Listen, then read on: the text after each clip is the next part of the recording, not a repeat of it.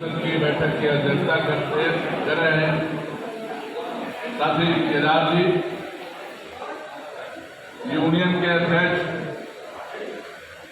साथी DK पांडे जी, हमारे केंद्र के साथी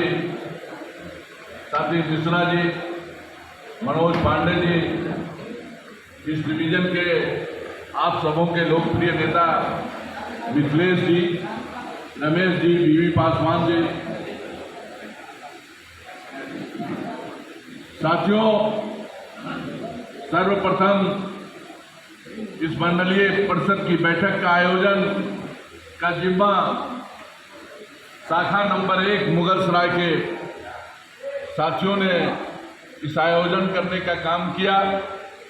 मैं केंद्र के तरफ से उन्हें धन्यवाद देना चाहता हूं कि आप साथियों ने बड़ा पुरजोर ढंग से तैयारी करने का काम किया। हमारे बीच में मैंने चर्चा किया था मिथिलेश जी से, सभी शाखाओं ने आपने मुगलसराय मंडल में सभी शाखा स्तर पर युवा कमेटी बनाने का काम किया। सभी शाखा स्तर पर महिलाओं के लिए महिला संगठन ने भी आपने खड़ा करने का काम किया। आज मुझे खुशी है कि हमारे साथियों के केंद्र के प्रयास से इस मंडल में 2 एजुकेशन प्रोग्राम भी हुआ और आप साथियों ने उसका लाभ उठाने का काम किया। 4-5 तारीख को फिर से प्लान डिपो का भी एजुकेशन का प्रोग्राम है। आपका कोटा इसी रेलवे में सर्वप्रथम कंप्लीट हुआ कि सारा का सारा आप जागरूक हैं, आप लड़ाकू और जुझारू भी हैं। और मैं आज इस शताब्दी वर्ष में अपने पुरानी साथियों को भी नमन करता हूं, उन्हें प्रणाम करता हूं, जिन साथियों ने इस यूनियन के खातिर, रेल मजदूरों के जीवन में बेहतरी के खातिर अपनी नौकरी गंवाई, अपनी जान गंवाई। मैं आज के वक्त में चाहे वो हक साहब हो, चाहे KP लाल जी हो, चाहे HL यादव जी हो, हमारे बीच में बैठे हुए BL शर्मा जी हो, हमारे बीच में बैठे KP यादव जी हो, हम तमाम उन पुराने साथियों को जिन्होंने इस यूनियन को मजबूती प्रदान करने का काम किया, इस यूनियन की मशाल को जलाने का काम किया और मजदूरों के जीवन स्तर को उठाने का काम किया। मैं पूरी तरफ से अपने संगठन के तरफ से उन्हें नमन करता हूं, प्रणाम करता हूं। साथियों, आज भारत में कोई ऐसा मजदूर संगठन नहीं है जो 100वां वर्ष और 100वां वर्ष में हमने इतिहास रचने का काम, हमने शुरुआत कहां से किया और इस इतिहास बनाने में स्वर्गीय BV गिरी हो, लोकनायक जयप्रकाश नारायण हो, जॉर्ज फर्नांडिस साहब हो, उमराव पुरोहित और JP चौबे जैसे नेता हो, जो लगातार संघर्ष के बारे में, लगातार आपके जीवन स्तर को सुधारने के लिए आपका प्रमोशन कैसे हो, आपको नाइट अलाउंस कैसे मिले, आपका TA और वेतनमान में कैसे सुधार हो, आपका रीस्ट्रक्चरिंग कैसे हो, ये तमाम लोग रात और दिन मेहनत करके रेल मजदूरों के जीवन स्तर को सुधारने का काम किया। आज जो बच्चे हमारे बीच में आए हुए हैं, उन्हें पता होना चाहिए इन तमाम सुविधाओं के पीछे क्या इतिहास, क्या शहादत, किन लोगों ने नौकरियां गंवाई, किन लोगों ने जेल की सलाखों में बंद रहे, किन लोगों को गोलियों से उड़ाया गया। हमारे आज के नौजवान साथियों को मालूम होना चाहिए, ARF के इतिहास को पढ़ना चाहिए, ARF के इतिहास को नजदीक से झांकना चाहिए। 1957 के पहले पेंशन नहीं था, मजदूरों की हालात क्या थी, रिटायर करते थे, एक मुश्त पैसा मिलता था और कुछ दिन के बाद ही इसी मजदूर नगरी में इसी मुगलसराय में बुढ़े भीख मांगते भी पाए गए अवकाश प्राप्त करने वाले। लेकिन मुझे गर्व है कि जब 1957 में पेंशन हुआ, पेंशनर साल से सीना तान कर आज समाज में और परिवार में जी रहा है। कल तक यह सुविधा नहीं था, लेकिन दुर्भाग्यवश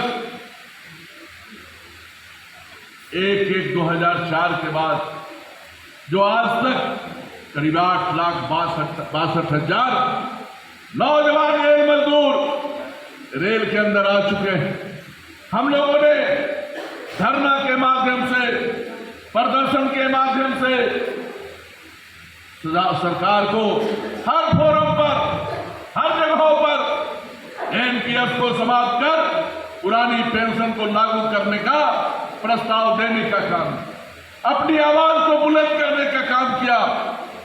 और इसका नतीजा है कि कई स्टेट में मजदूरों ने अपनी ताकत को दिखाने का काम किया और वहां की हुकूमत, वहां की सरकार पुरानी पेंशन लागू करने के लिए मजबूर हुआ।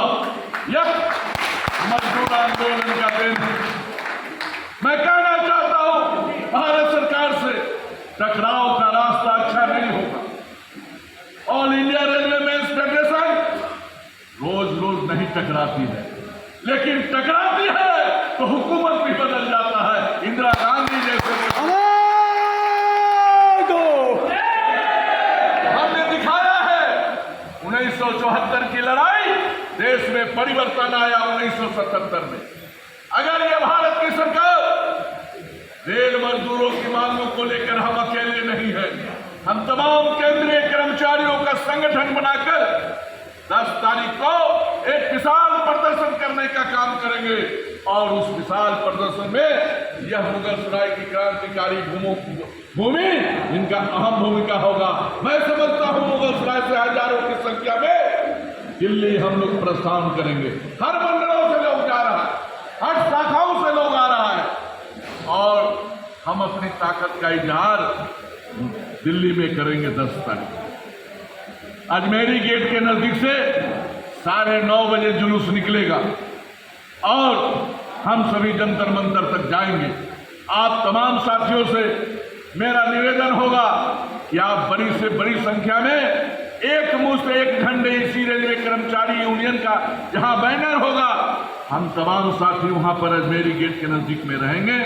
एक तरह से इसी रेलवे एक जगह गोलबंद होकर हम जंतर मंतर के लिए प्रस्थान करेंगे। यह हमारे लोगों कार्यकर्ताओं के बीच में जाना चाहिए, अन्यथा संख्या बहुत गई लेकिन तितर बितर हो, यह नहीं होना चाहिए।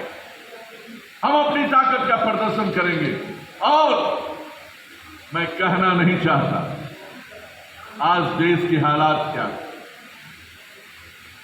आज देश किन परिस्थितियों में है, देश में कैसी कैसी चुनौतियां, चाहे वो किसानों के बारे में हो, चाहे इस देश के बेरोजगारों के बारे में हो, चाहे इस देश में महिलाओं के ऊपर जो जोर जुल्म अत्याचार हो रहा है उन सवालों को लेकर हो, आज सारा कुछ बिक रहा है।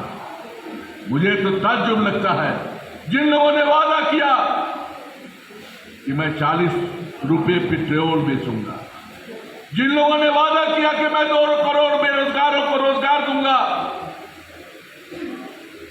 किसानों को राहत पहुंचाने का काम करूंगा, आज अपने ही बोली पर कहां कायम है उसको हम और आप जागरूक लोग हैं। हम जितना रेल के बारे में सोचते हैं उतना देश और समाज के बारे में भी सोचते हैं। हम चुप बैठने वाले लोग नहीं। हमारी निगाह है महंगाई पर, हमारी निगाह है बेरोजगारी पर, हमारी निगाह है महिलाओं के ऊपर जोर जुल्म पर।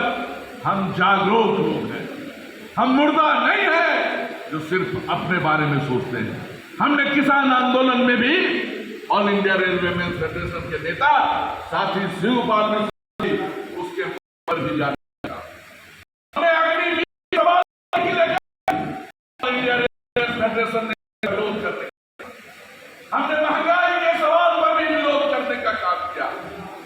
हम जितनी मुस्तैदी के साथ रेल चलाते हैं उतनी मुस्तैदी के साथ इस देश की समस्याओं के प्रति भी जागरूक है। आज रेल में हालात क्या है?